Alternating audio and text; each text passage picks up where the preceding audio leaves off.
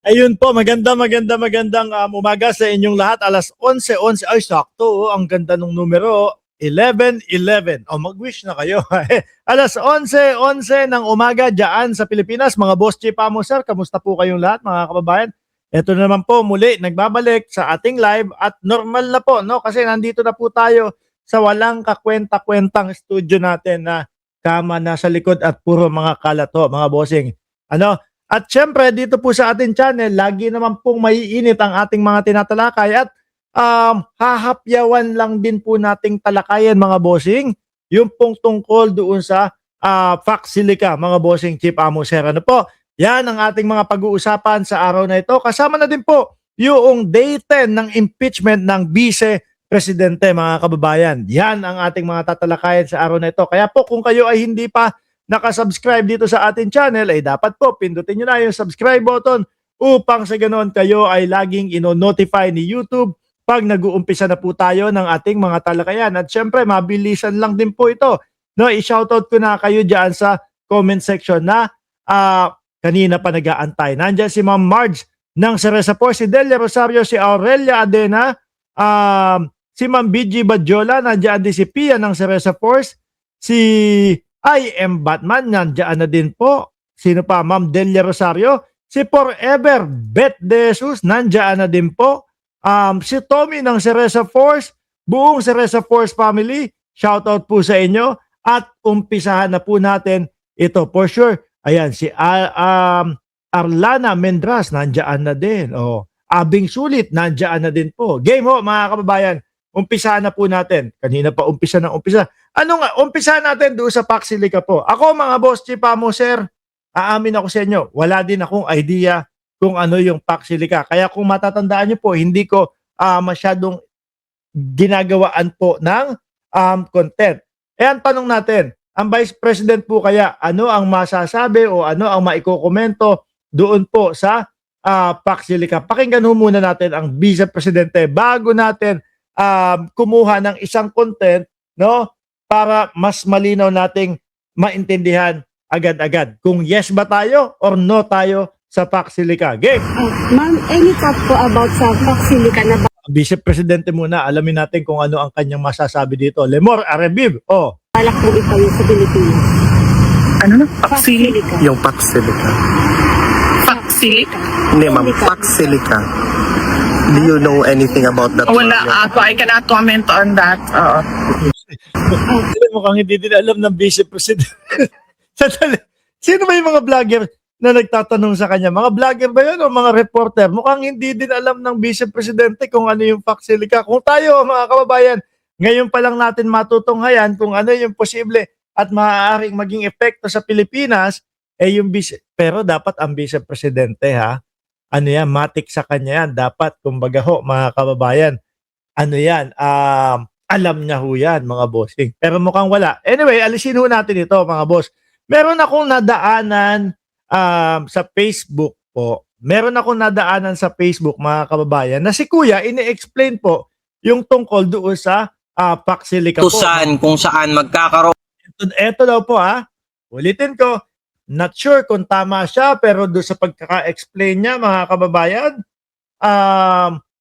kung tama yung pagkaka-explain niya at kung totoo yung pagkaka-explain niya, pati ako yes, doon sa Fox Silica ho, mga boss. Game, pakinggan ho natin. Abitan, shoutout po sa iyo, no? Ganito yung mga gusto kong nababasang mga comment hello po, Boss Mark, good day. Guaps, di ba? May pang-uto, di ba? Siyempre, kumbaga, uto-uto ho tayo kapag kaganyan yung mga comment. Paniwalaan na natin. Game, pakinggan ho natin. Sabi ni Ma'am Merly Belen, paano ba magkakaalam yan? Laging nasa labas ng bansa. Naku, yan, nabanatang katuloy. Vice Presidente. Game! April 4, 2025, naglabas ng anunsyo ang China, Ministry of Commerce, ng kautusan kung saan magkakaroon ng restriction pagdating sa pag-export nila ng mga rare earth refining. At ang uri ng restriction, export license at approval bago ilabas yung produkto nila sa ibang bansa. Pakinggan, ulitin ho natin mga kababayan kasi may binasa ako. Hindi talaga ako nakafocus. Game. April 4, 2025, naglabas ng anunsyo ang China, Ministry of Commerce, ng kautusan Yun, meron siya ipinakita. Sandali, atras natin ha. Meron siya ipinakita. Ayan, lakihan natin. Saan galing? Announcement number 18, 2025, the Ministry of Commerce and the General Administration of Custom and the People of Republic of China announcing the decision to implement export control on some mediums and heavy rare earth related items. Oh, okay. So meron siyang materyales para sumuporta doon sa kanya sinasabi. Tuloy. Ministry of Commerce ng kautusan kung saan magkakaroon ng restriction pagdating sa pag-export nila ng mga rare earth refining. At ang uri ng restriction, export license at approval bago ilabas yung produkto nila sa ibang bansa. 90% ng mga rare earth, refined rare earth materials and magnets na ginagamit sa electric vehicles, smartphones, computers, radars, military defense systems, etc. Kontrolado ng China ang supply. Okay, so maaaring malimitahan, maaaring puwersahin na hindi makakuha ng mga supply na ganoon, no? Lalo na alam naman ng China. 90% sa buong mundo. Kaya ang nangyari, inilunsad ang Pax Silica noong December 20. Tingnan natin, basahin natin. Inilunsad yung Pax Silica noong December. Office of the Spokesperson. Pax Silica is a US-led strategic initiative to build a secure, prosperous, and innovation-driven silicon supply. Kumbaga, para makontra nga yung gustong mangyari ng China na kontrolin. Ano po? 2025 dahil sa malaking pangamba ng iilang bansa, lalo na ng US at mga kaalyado nito. April 2026, tayo ang ika-13 miyembro. Ngayon, nasa 20. Meron na naman siya talagang ipinalalabas no? Meron talaga siyang ipinapakita oh. United States, Australia, Japan, South Korea, Singapore, United Kingdom, Israel, Greece. Baka naman ginagamit lang ng mga kalaban ni Pangulong Bongbong Marcos na panira ito upang sa ganon magmukha na pera lang ang habol ni Pangulong Bongbong Marcos, hindi iniisip yung mga tinatanggap na mga proyekto. Baka yun naman ang pakay nitong mga ito. Kasi ang nakikita ko sila Amy Marcos, yung mga kumukontra dito, mga kababayan, 4 countries at tumataas pa ang bilang ng mga kasamahan natin sa alyansa na ito. Ang layunin, magkaroon ng seguridad ng supply chain para sa semiconductors, artificial intelligence at critical minerals. Layunin nito na bumuo ng mas ligtas at mas diversified na network para sa mga materyales at teknolohiyang mahalaga sa panahon ng AI. Yan. Ngayon, tingin ko marami ang hindi mag-agree sa akin dito, mga kababayan. Bakit po? Kasi di ba meron tayong sinasabi doon sa mga kabataan, screen time. Di ba? Meron tayong, dapat yung anak mo kapag ganito lang, hanggang ganitong oras lang, 1 oras lang siya. Ako mga kababayan, hindi, aamin ako sa inyo.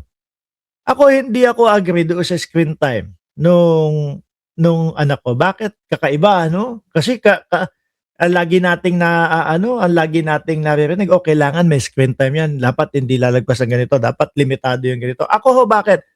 Ayokong, para sa akin, may iwan yung anak ko sa kaalaman po, mga bossing. Bakit naman, Mark Ramos? Hindi, kasi ngayon talagang kailangan nating tanggapin na itong panahon na ito, mga kababayan, ay talagang panahon na tingnan nyo, kung mapansin nyo po yung inyong mga bulilit sa inyong bahay, mas may alam pa siya ito, mas marami pang nalalaman sa atin Yung magugulat yun lang, bakit mo alam yun? Bakit mo yun? Ganito, ganyan. Ang kailangan lang siguro, mga kababayan, limitahan yung masasagap nilang impormasyon doon po mismo sa kung meron silang cellphone o kung meron silang iPad or whatever. Yun, pero ako nakikita ko madaming napupulot yung anak ko, mga kababayan, kapag yung talagang nandun. Yun nga lang, masama din sa mata, kaya ang ginawa ko naman, dinala ko doon sa sa eye doctor, tapos pinagawan ko ng salamin na mababawasan yung radiation na tinatanggap ng kanyang mata. Pero nakikita ko, mga kababayan, yan na yung ano natin eh. Yan na yung kakaharapin talaga ho natin eh. Kasi kung po-focus ako doon sa pagbabawas ng screen time, ang nakikita ko ho, mga boss, is baka magstay lang sa paa, tuhod, balik at ulo. O, di ba? Sa akin lang ho iyon, no? Pwedeng hindi nyo sundin, pwedeng deadmahin nyo na lang ho, mga kababayan. Kasi andito na tayo sa panahon ng AI. Sa madaling salita, inilunsad ang Paxilica para pagsamahin ng mga bansa. Pagsamahin ng mga bansa na magkaroon ng alternatibong teknolohikal at mineral supply chain, mineral supply network nang hindi dumidepende sa iisang bansa. Yun naman pala ang dahilan ng Paxilica. Sabi ni Ma'am Liberty Torino, Paxilica daw. Sabi ni Sarah, not Paxilica. Kayo talaga. Mismo at kailangan busisiin ng maayos yan dahil sa atin, dito sa atin. Nang hindi dumidepende sa China. Lalo na't lumalaki ang kahalagahan ng artificial intelligence, advanced chips at critical minerals. Dahil ang mahalagang labanan ngayon ay hindi na sa kung sino ang may minahan, kundi kung sino ang may refining, processing, at high-tech manufacturing capacity. Hindi ko maintindihan kung bakit Madaming kumukontra. iba yung kumakalat na naratibo dito sa social media. Halos karamihan, ang dami mong makikita na no to Paxilica, no to Paxilica. At tingin ko lang ho mga bossing. No, yung mga sumisigaw nun, ako kaya hindi ko kino-content kasi nga hindi ko alam kung ano talaga mismo yon. Ngayon nakita ko to, nadaanan ko ho sa social media. Sabi ko, akong ganito naman talaga ang dahilan ng Paxilica, mga boss Chief Amo sir, ay dapat lang siguro suportahan ho natin. Ang nakikita kong mga kumukontra, alam nyo po mga kababayan kung sino, mga DDS. Minsan gusto ko magtanong, ano ba pagkakaintindi mo dyan? Baka kaya lang po, iniisip ko, baka wala naman din po ibigay sa akin na sagot mga bossing. Ano? Which is typical na DDS, yung mga ganon. Siyempre, si Amy Marcos kasi kumukontra sa ganito eh. Sabi ni Dot Pintura, sinisira ng China ang tungkol sa Paxilica na yan kasi magiging disadvantage sa kanila. Maaari. Tapos yung mga Chinador pa, no? Yung mga nagpapakalat ng masama ito. Saktuhan nga lang. Sakto. Yung mga naratibo. O kaya naman pala. Bakit nga ba? Kasi ang formula, Celestial Dragons, mainstream medias, mga bobo at engot na influencers, bandwagons na biglang nagiging environmentalist, biglaan. At ang biktima, mga bulag na mamamayan. Baka yung mga DDS ang tinutukoy dito. Yung tipo ba, kasi Duterte ako, si Amy Duterte. Yung mga kumukontra Duterte, dapat kontra na din tayo.